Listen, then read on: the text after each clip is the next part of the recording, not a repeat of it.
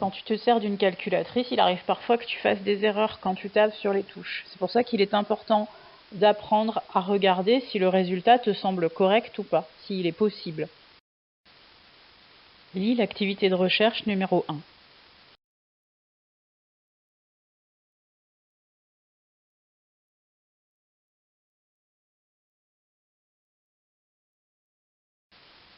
Quand on regarde le résultat de Léa, il y a deux choses qui peuvent paraître bizarres.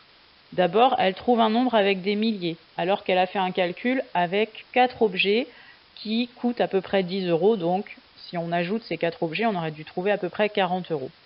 Ensuite, elle trouve un résultat sans virgule, alors qu'à la base, elle avait 4 nombres décimaux.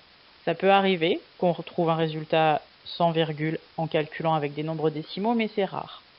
Si on regarde bien, c'est surtout la grandeur de son résultat qui nous montre qu'en fait, dans son calcul, elle a oublié de mettre les virgules.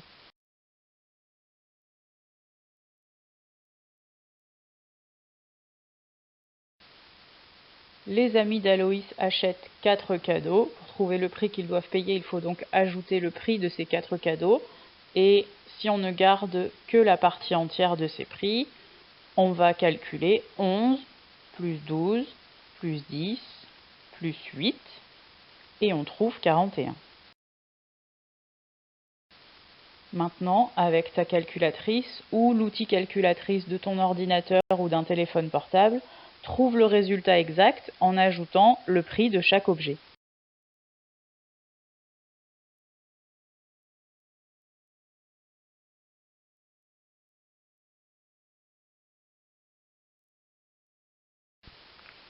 Tu as dû trouver 43,59, c'est-à-dire que les amis d'Aloïs doivent payer 43,59 €.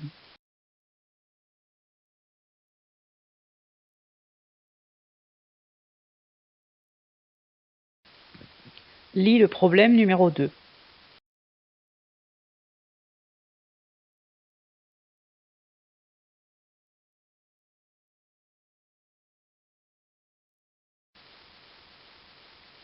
Chaque litre d'essence coûte 1,259 €, c'est-à-dire un peu plus de 1,25 €, presque 1,26 €. Asia met 36,5 litres d'essence, donc elle va payer 36,5 fois 1,259.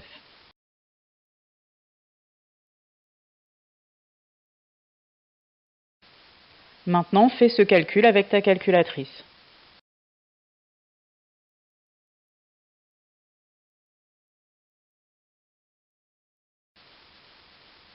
Tu as dû trouver 45,9535.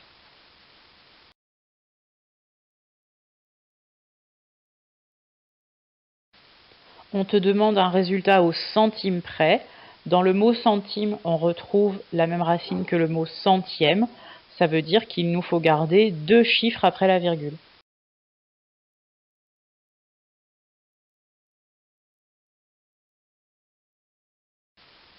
Donc, Asia dépense 45,95 €.